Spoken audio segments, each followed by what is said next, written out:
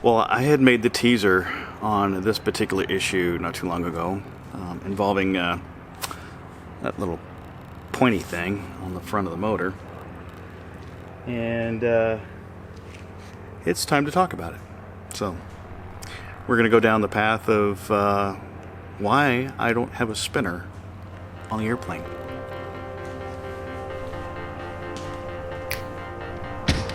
This channel is about working on aircraft and flying those airplanes.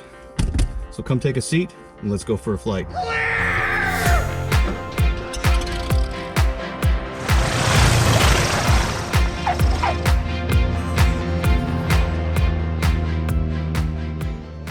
So last year, due to some unfortunate circumstances, I happened to come into a hangar that had some Stinson parts in it, and one of those was a spinner assembly, and it had the backing plate, and voila, I was going to finally have a spinner. However, whenever I installed it, it turned out it actually had some cracks in it, and when I fitted it onto Sheila, turns out I didn't check the fit. So this should fit nice and snugly inside the center of the hub of the propeller, and it keeps the propeller from wobbling around, to which it continued to do because I didn't check that fitment, and it continued to crack. So I stop drilled it, and eventually I was either going to repair it, or my genius idea, I was going to pattern a mold off of that original spinner so that I could lay up a carbon fiber spinner later on in the future.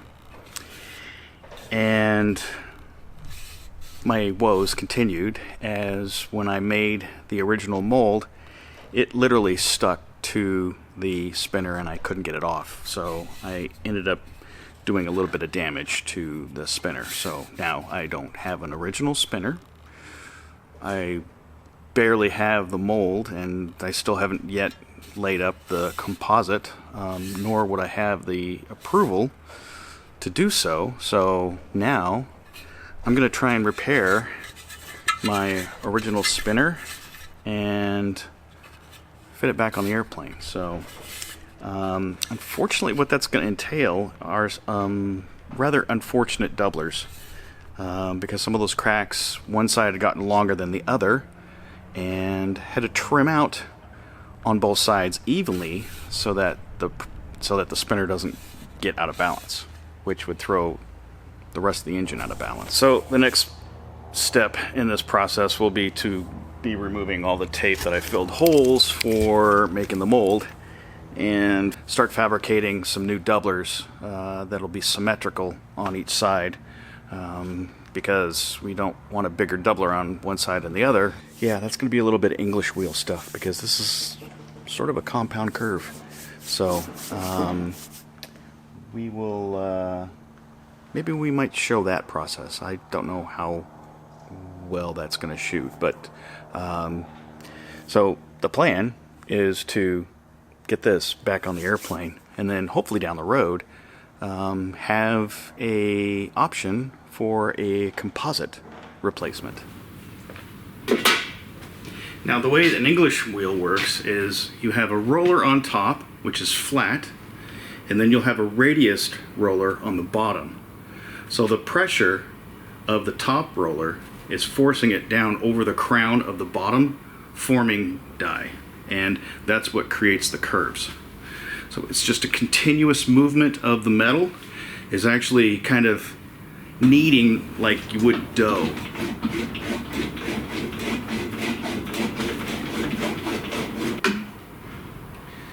So what I'm trying to do basically here is create a bowl, because this is a compound curve, and that means it's bent in this direction, and it's also bent in this direction.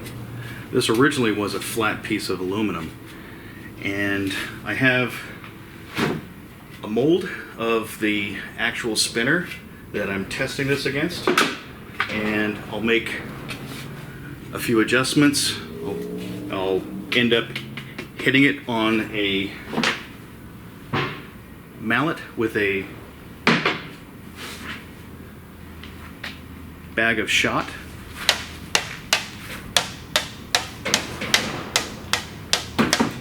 And that will help push the metal out through the sections here. And then what I'll do is smooth out the hammer marks on the English wheel.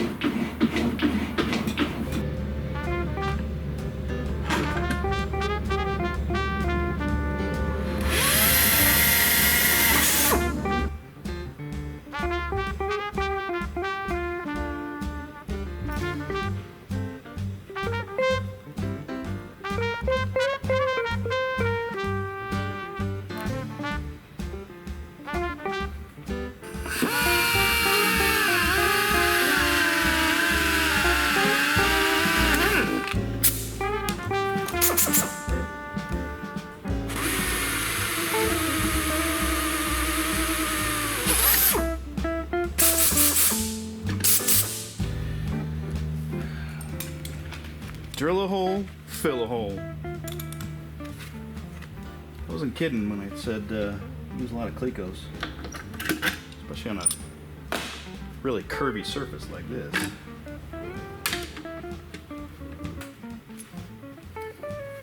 I'm gonna drill more than a couple at a time because I really want to work this metal back this way.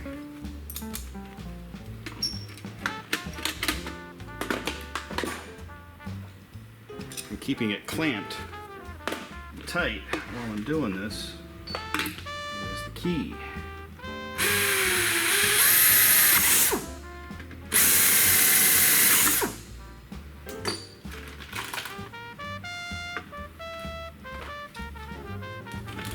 I'm only going to use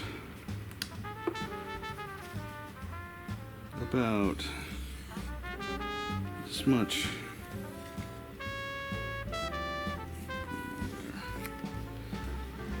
We'll end up cutting most of that off.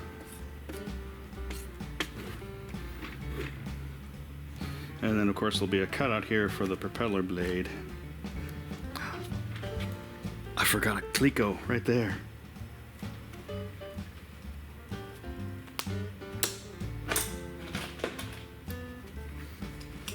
What did I say? Drill a hole. Right. Drill a hole, fill a hole. I like it.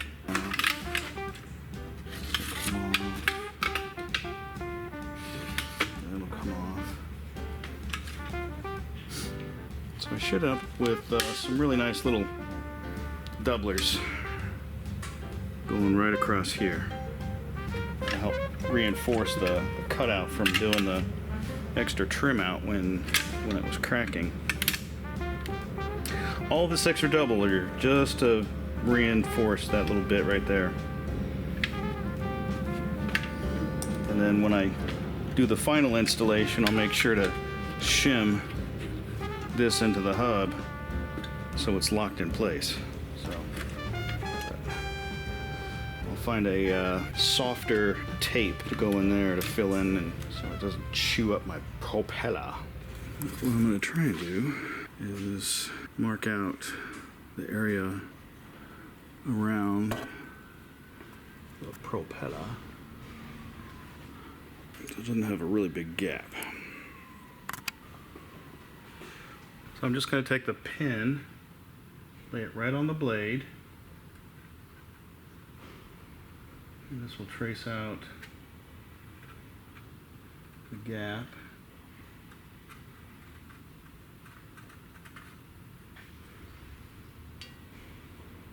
From the blade.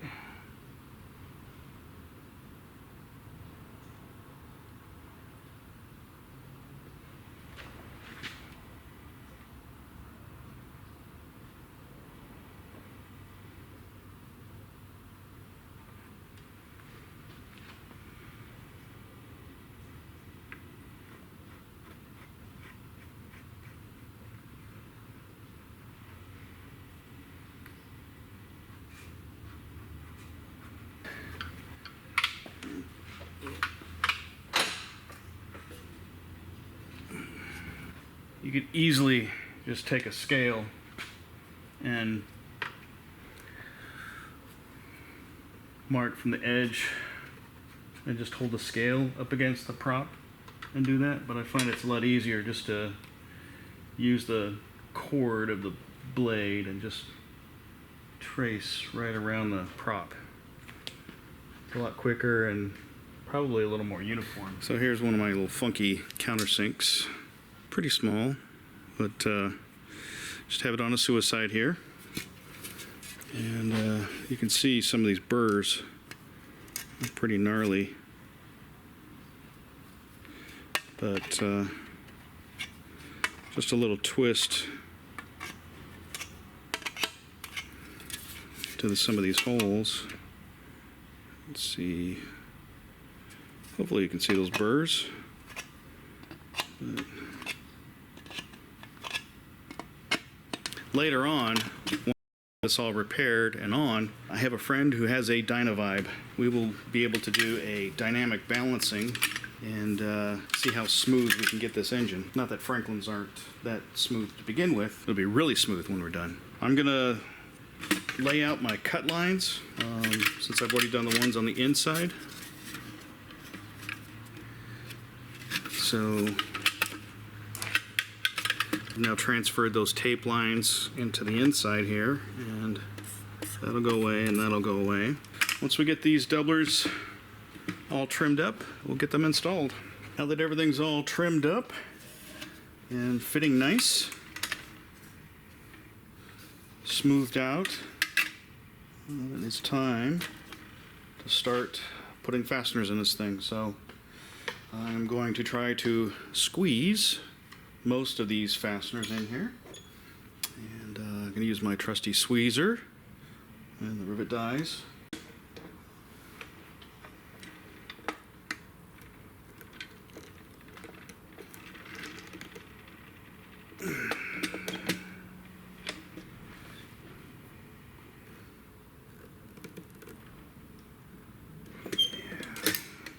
Much easier.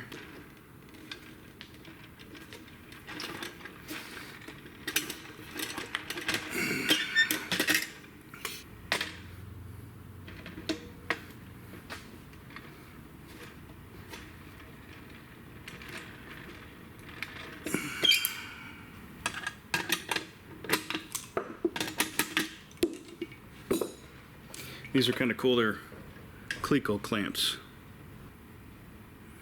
Very handy little devices. So I'm just going to keep working my way around and starting from this side and work my way to the back. That way I keep the that's why I keep the edge nice and tight. Because if you start from one side, like start from the outside in, you're going to bunch up. The material is going to, the holes aren't that close a tolerance, and they'll ended up bunching up on each other. So I just want to start from this end and go in one direction.